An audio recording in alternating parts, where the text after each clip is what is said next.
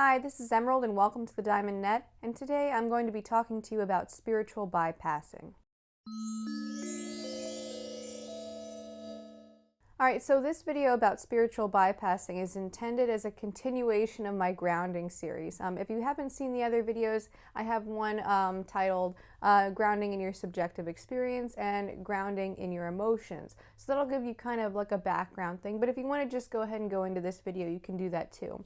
So basically, my idea in creating these videos is to kind of help people sort of come back down to the awareness of what's going on right here in life, as opposed to like always entertaining far out notions or going into intellectual sort of ideas or trying to figure things out, but really just becoming aware and mindful of what's here. So spiritual bypassing is a big barrier to this because essentially what it is it's like you get involved in all of these thoughts and ideas about spirituality, but you neglect what's going on here in the world.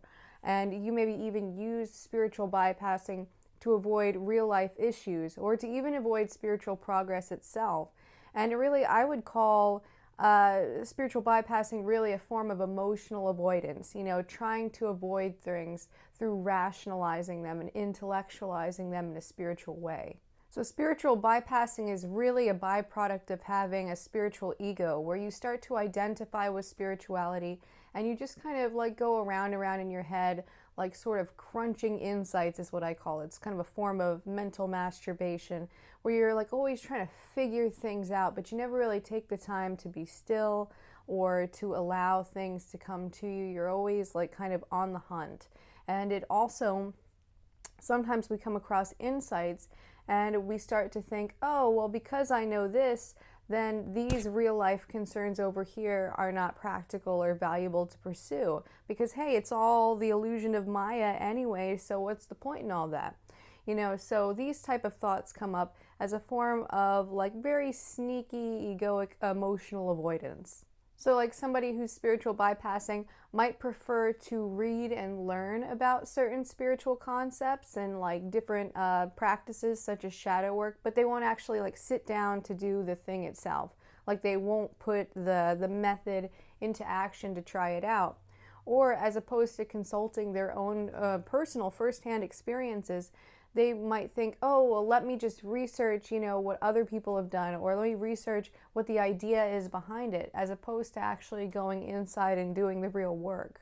Or in other ways, like people might intellectualize things to sort of obscure their awareness of emotionally uncomfortable realities. So I had mentioned this example in an earlier video, but I think that it's like a really, really good example for this. So personally for me, I went vegan actually about, I don't know, back in June or something.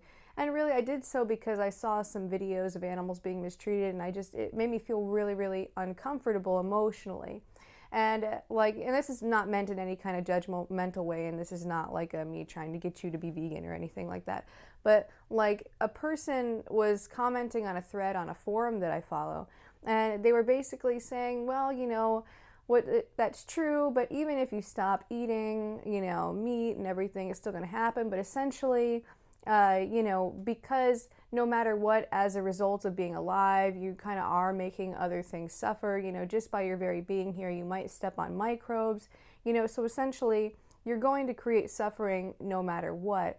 And I think this is true, like this is actually absolutely true, but at the same time, like it missed the emotional element of that. It missed the emotional awareness. So it's kind of like you're faced with an uncomfortable reality, and then you go back on your knowledge of what's true, of like these higher spiritual insights, and then you can kind of be comfortable in that. You don't have to actually face the awareness that those types of things are going on. And this was just one example. Again, I just thought it was a really good example. I don't want you to think that I'm all like trying to convert you to veganism or anything like that. But another example would be like, and I've heard people like sort of make this argument that, oh, well, if you don't see it happening right in front of you, you don't actually know if it's happening. And so, maybe there aren't any starving children in Africa. Maybe it's just some kind of, thing that the illusion of Maya created. And so because it's the illusion of Maya, we don't really need to pay attention to it. It's not really relevant. But at the same time, this is a huge assumption, of course, but it's designed in such a way that you are bypassing an actual real situation in order that you might be emotionally comfortable, but it does so under the guise of spirituality. Or it might also come up in the form of mental masturbation, like you just get in like this habit of sort of crunching insights that you already know over and over in your head and re-explaining them different ways, that it comes to be that you're just actually avoiding real stillness. You're avoiding meditation and you're just going over the same things. And I have a really terrible habit of this. Yeah, so sometimes I'll just be pacing around and I'll just be kind of rehashing the same ideas that I've known about and not actually sitting still with myself or acting upon the insights that I have. Or another form of this is like if like practically in real life that, oh, I'm in this bad situation and it's going to be a lot of emotional effort and a lot of like hard work to get myself out of this situation or toward a better situation in life.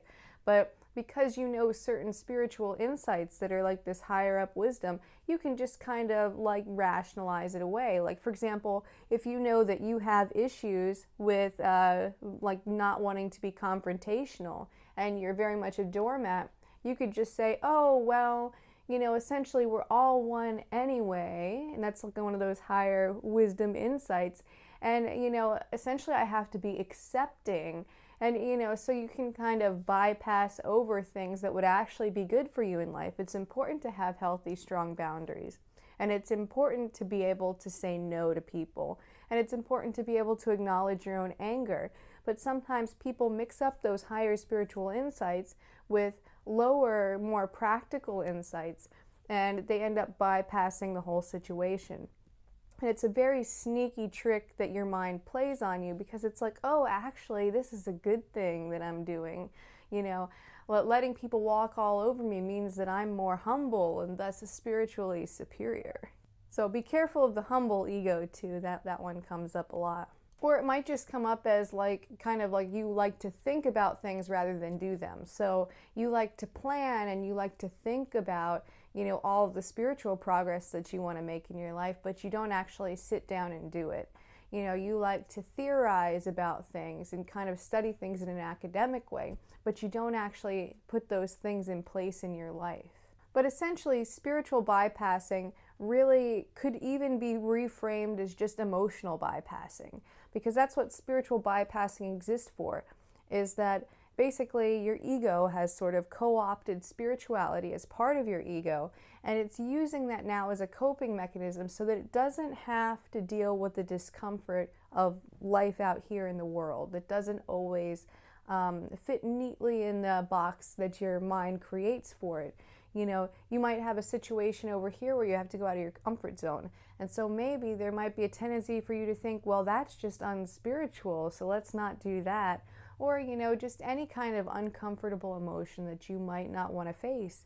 Your sneaky ego might unconsciously come up with some spiritual reason why not. All right, so let's kind of explore the ways that spiritual bypassing might harm you in life. So the first way is just on the practical everyday level.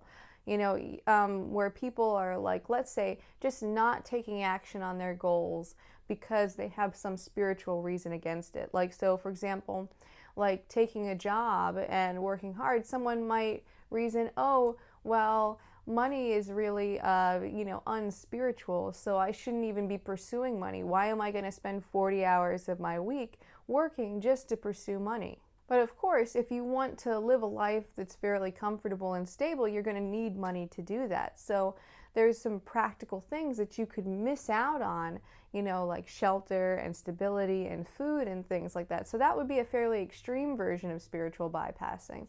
But just various things like, let's say that you have like this inspiration to start your own business or something like that, but you kind of make the same kind of money rationalization that, oh, well, chasing money is evil, so I shouldn't do it. and then you just completely ignore whatever inspiration was coming up in you to actually do something. But really, it's just a disguise because essentially what you wanted to do is you wanted to avoid having to make those big life changes that you would need to make in order to do that. But those are more on the practical everyday level, which of course can be very detrimental. So you don't want to spiritual bypass your way through life. But in terms of how it affects your spiritual practice itself, it's like it feels like you're doing something productive, like when you're just in your head thinking about these spiritual insights, or you've learned a lot of spiritual insights from various spiritual teachers that have been spoon-fed to you, and then you kind of make the mistake of negating the awareness of what's going on right here in the present moment.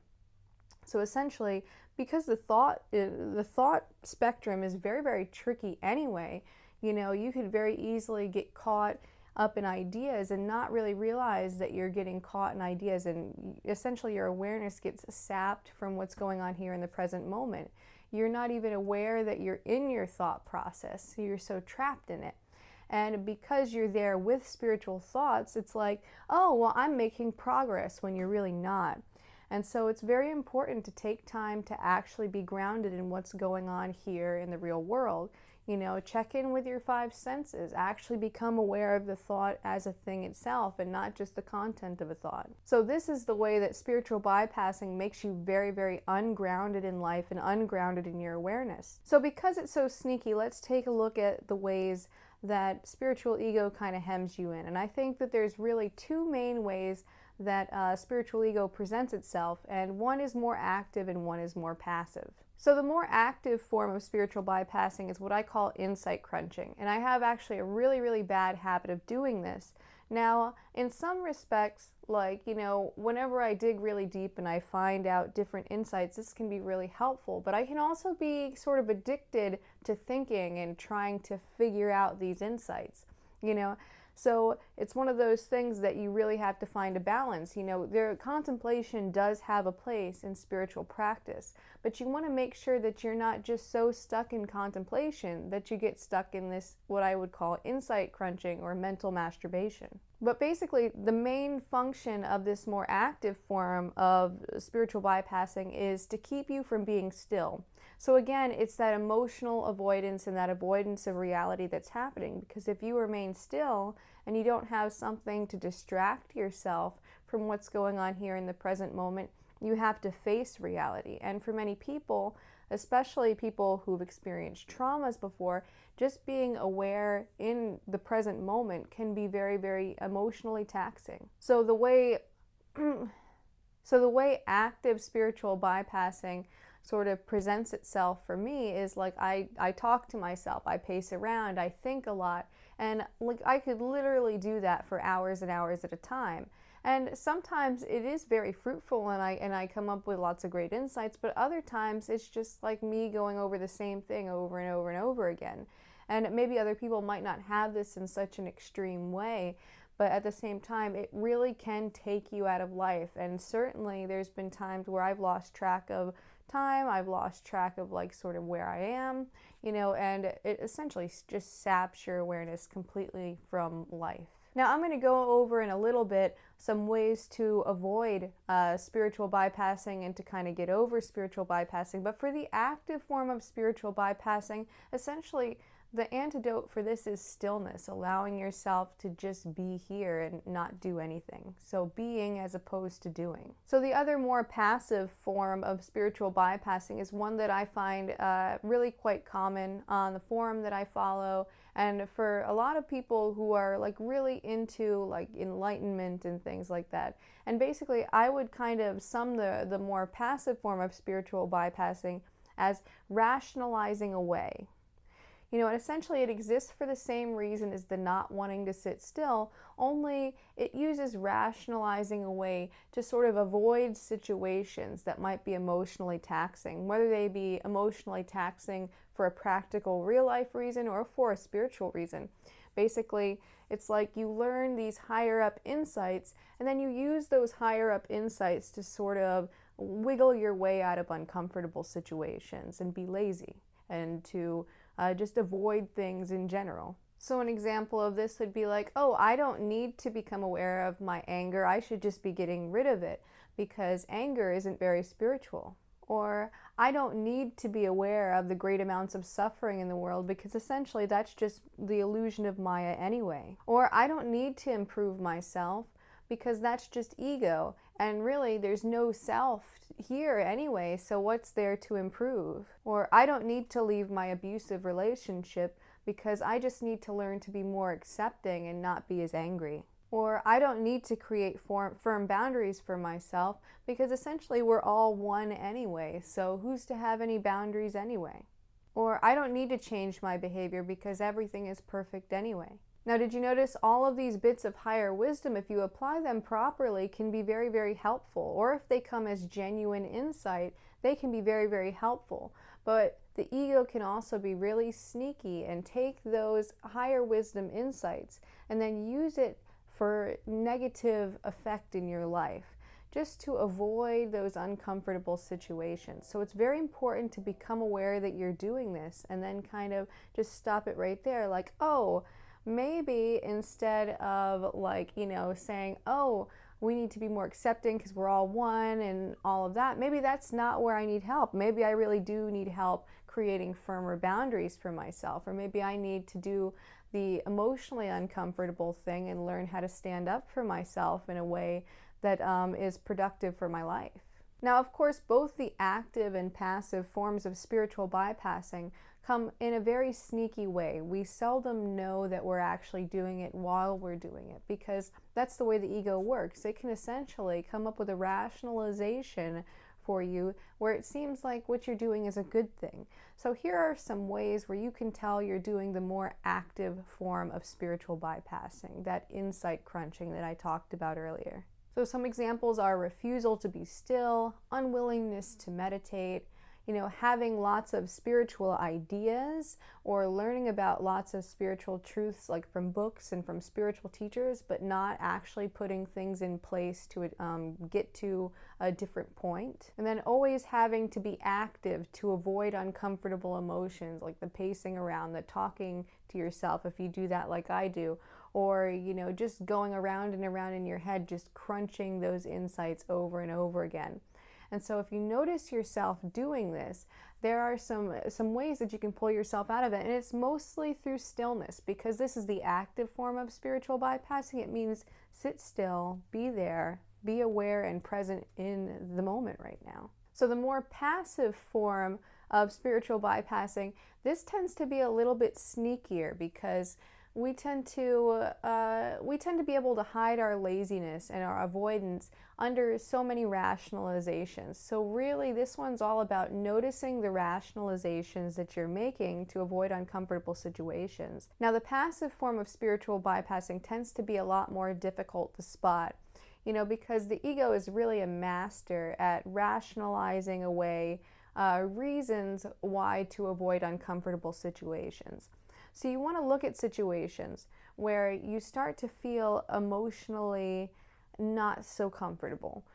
So this requires a high degree of emotional awareness here.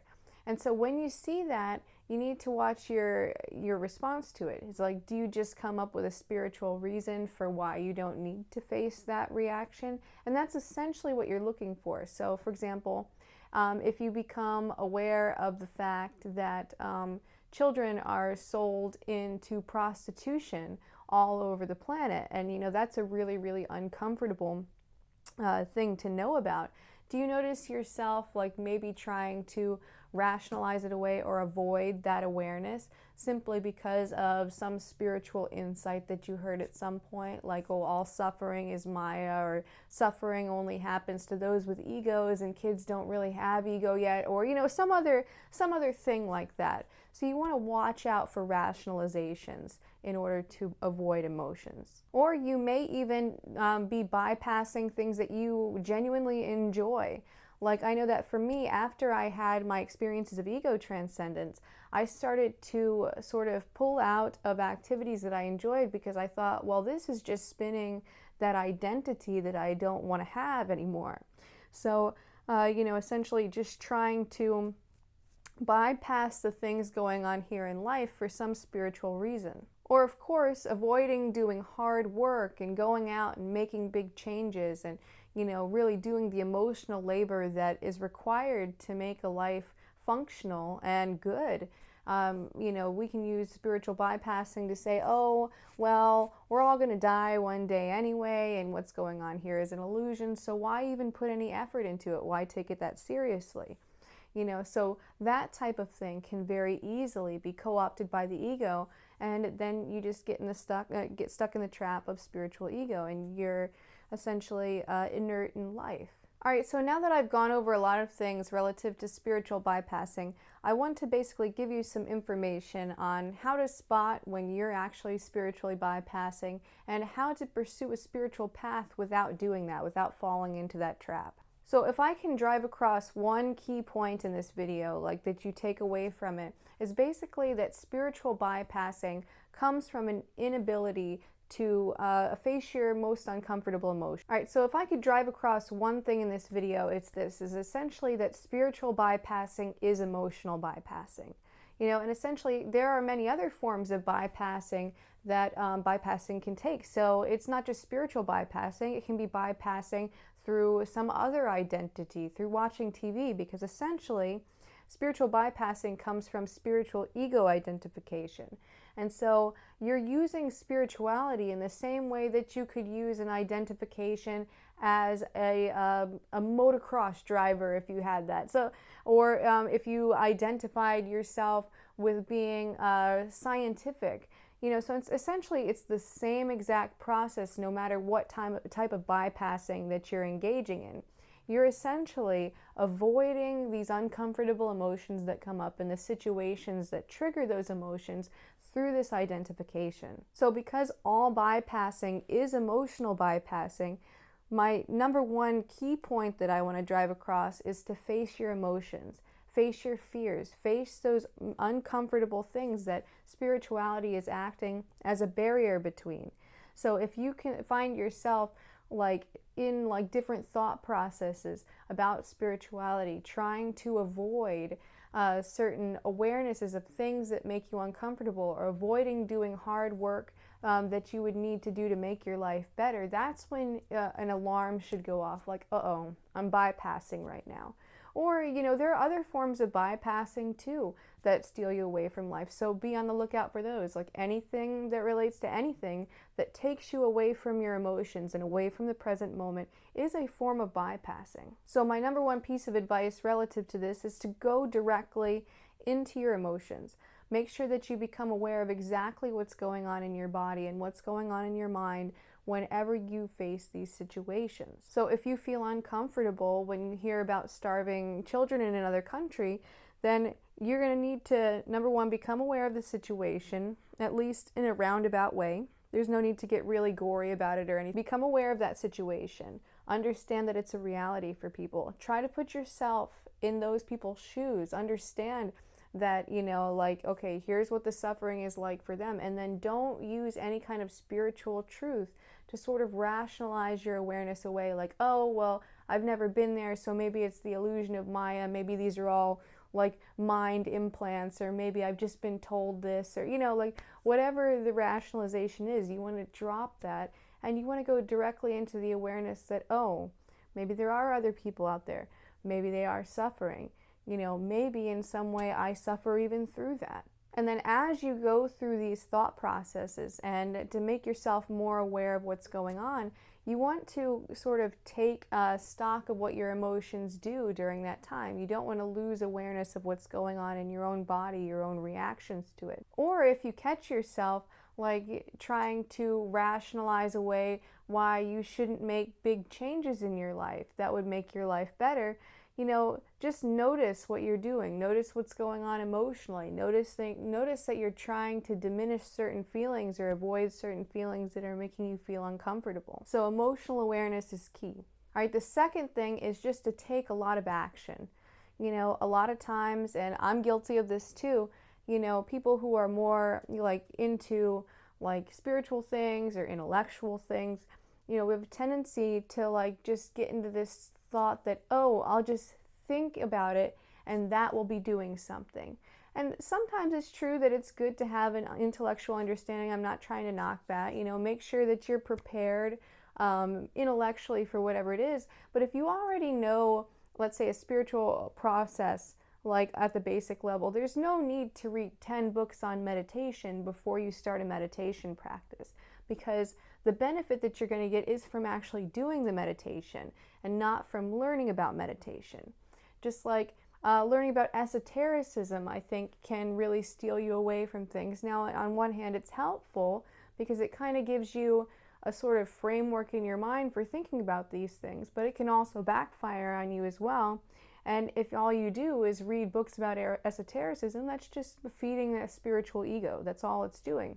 So you're not actually doing the hard work. So make sure that even if you're doing all these intellectual things, that you take time to actually take action. You want to be seeing actual results in your life from this. You don't want to just know more things. It's not about sprucing up your brain. That's not what a spiritual practice is about. It can be helpful to do that, but at the same time, once it gets to a certain point, you need to be taking the action. And the third thing that I would recommend for you relative to avoiding spiritual bypassing is to sit still and become aware of what's going on here in the present moment. So meditate. Make sure that you're actually taking time to empty your cup of ideas. Don't just think a lot. Don't engage in sort of that addiction to thinking that many of us have, including myself. So you sit there, you disengage from your thoughts, and you observe them from afar. You observe what's going on in the realm of your five senses, and you do so mindfully. So stillness and mindfulness are really key to avoiding spiritual bypassing, because that goes right into the lifeblood of what you're experiencing. That is the way that you actually have a connection. Otherwise, you get caught back in the thought process, in the content of thought. So it's important to make time for stillness. All right, so that's all I have for you for today. I hope that you enjoyed this video. If you did, go ahead, click the like button and subscribe. Also, leave me a comment down below, your experiences with spiritual bypassing or ways that you've overcome it. And well, that's all I have. And until next time, keep becoming more you.